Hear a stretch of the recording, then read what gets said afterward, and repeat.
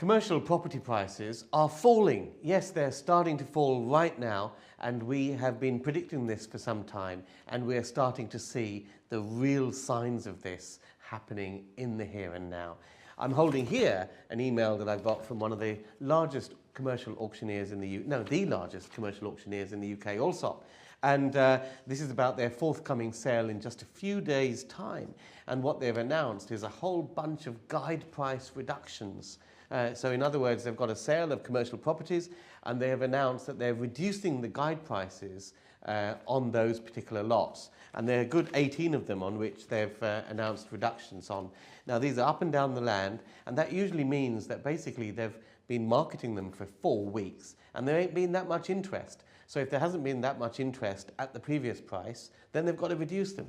Now, to discuss commercial property prices and what the outlook is and what we are seeing on the ground right now, I'm joined as usual by Andrew. How are you doing? Hello Ranjan, great to see you again. And our favourite topic, commercial property. Commercial property, yeah, we'll discuss residential property in a future video, but this is on commercial property. Now, commercial property, we've been talking about this for some time, that commercial property values are going to fall, and Goldman Sachs have reported that by 2024 they're going to see 20% falls in commercial property. We'll talk about the reasons why a little bit later on, but we've always said that auctions are a barometer of what happens in any property market, and what happens there you see in the general market just a few months later. So what have you noticed in commercial property auctions? Well, what I've noticed, and over the course of this month, and in one way it's good, Allsops are at the end of the month because they get to look at everybody else's auction results. Now, I was following the BidX auction, a rival auctioneer, last week, and I was interested to note around about 80% of the lots there, the commercial lots, were being auctioned by receivers. So that's telling me that there's an awful lot of inventory coming that's being repossessed or distressed in one way or another. Also, when you look at the results of the BidX auction, what you're seeing is that the results show prices down. They're only just achieving guide, and a similar sort of trend was seen on BidX where prices were softening. There was one auction lot up at 2 million, reduced to 1.2 to get out the gate. And it's interesting the types of sellers that are emerging now, isn't it? Yeah, well, we've got pension funds, investment funds, you've got administrators. All of these are offloading, and what it's to do with is the current economic climate where interest rates have gone up because we had the kamikaze quasi-budget, we had the Liz don't trust, and market lost confidence. Interest rates spiraled, so people wanted to pull their cash back out. And because they're pulling their cash back out, they're sitting there and they're saying, hang on a minute, this isn't working for us at these 4.5%, 5% yields. Because interest rates to borrow the money was 7 to 11, 12%. Didn't make sense. You were negatively geared. And the other type of seller I've seen emerge, because I've been looking at a few lots myself, when you look at the legal pack, you can download the land registry entry. Yeah. And if there are any existing loans on those properties, you can see who the lenders were. Yeah. And what I've been interested by is the amount of lenders who are bridging companies.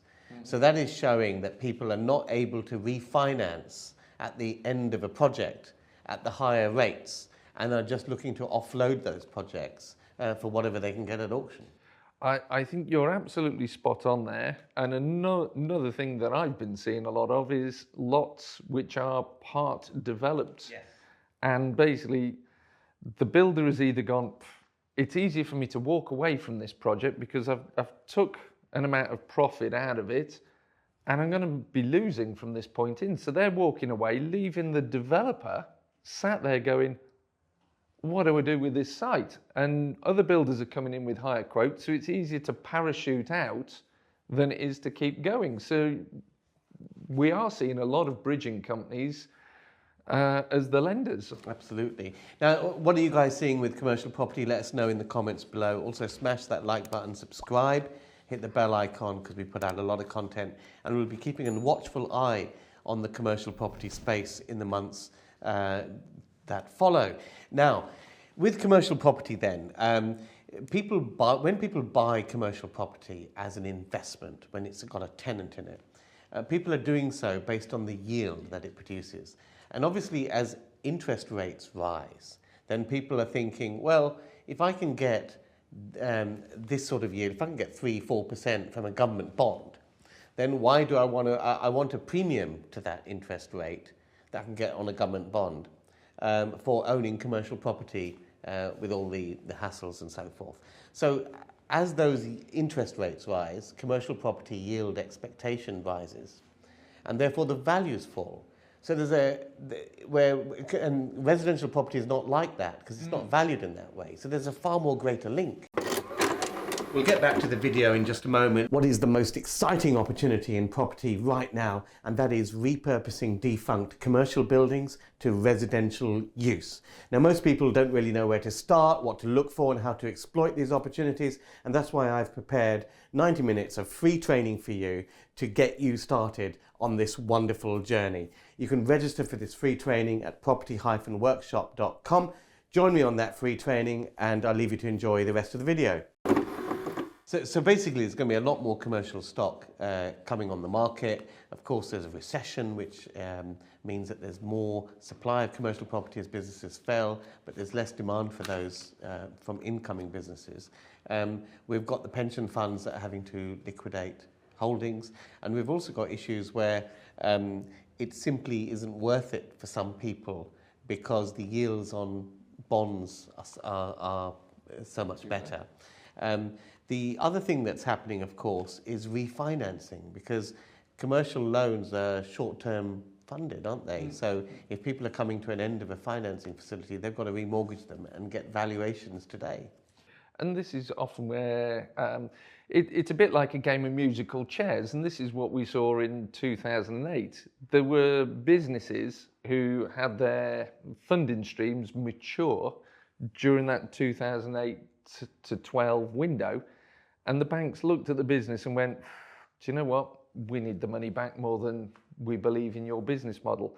And that is one of the things that caused a tipping point then, and it's a tipping point now where they're looking at it and going, do you know what, we're lending to you at 12%, you're on a 4.5% yield at the moment, that's not good. The other thing is, banks, what we might see happen for those who are not coming out of covenant, when they do their funding reviews, sit there and say, well, actually, to keep the facility you've got, we require you to put your hand in your pocket to stay within the loan to value rates that we've lent you on. And that is another issue. And I think a final issue I'd flag up is businesses and business models have changed post-COVID. There's a lot of people still not returned to office. So we've got changing business models, which has caused an acceleration. That acceleration is now causing the markets to evaluate. And when you look at surveys of finance directors, they're sitting there saying, do you know what? We don't actually need the inventory. It's a huge cost burden on our company. And businesses are now trying to be light and fleet of foot in order to survive.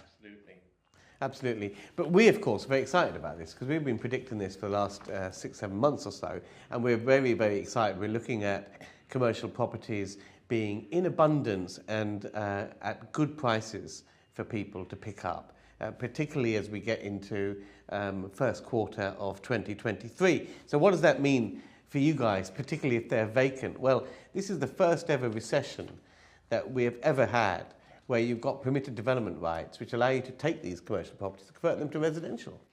And it's a huge opportunity. When there's a glut of inventory, and basically the planners have got two hands tied behind their back, provided you can put the ticks in the tick sheet, you're guaranteed a planning permission to convert from commercial uses that have a permitted development right into residential. And this is what we share on the Succeed in Property Academy or on the Mastermind, driving forward our students to achieve great returns on their cash. Absolutely. Now, the best way to get started with commercial property is to come along to one of my free 90-minute masterclasses. I'll put a link on the screen below. Join that, and and also invest in the knowledge to prepare yourself for the opportunity ahead. I want an 8-week commercial property course. I'll give you a link for that as well. That's really it for this video, but there's plenty of opportunities with commercial property and commercial property conversions just around the corner, and it's starting to unravel right now. And before we sign off today, I'd just like to remind everybody that we also host the Baker Street Property Meet. It is the UK's largest property networking meeting where we bring to you cutting-edge knowledge of what is happening in the market. So if you haven't already, the link here is bakerstreetpropertymeet.com. Join us at one of our next events. See you next time. Bye for now. High streets across the land are changing forever.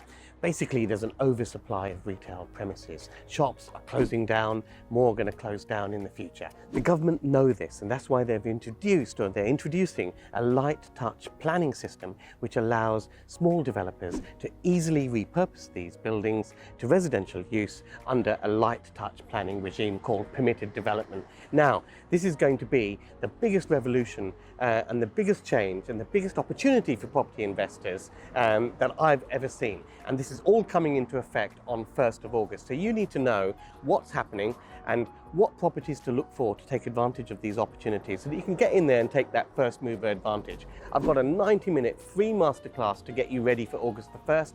Make sure you join me, click the link below. Whether you're a beginner or expert, we'll get you started.